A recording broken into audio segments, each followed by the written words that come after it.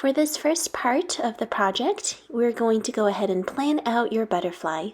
So there's a free download on my blog called the Color and Design Planning Sheet that I'll link below. You can use it to color in your butterfly to decide which color combinations you want. It'll help you plan and design your butterfly, and you can feel free to draw any additional details that you'd like to add. Now let's quickly go over the materials you need for this project. For this crochet project, you'll be using medium weight yarn in the colors that you want, a 2.75 millimeter crochet hook, a yarn needle, a pair of scissors, some plastic safety eyes. I'm using 7 millimeter eyes for my doll, and also some fiberfill stuffing.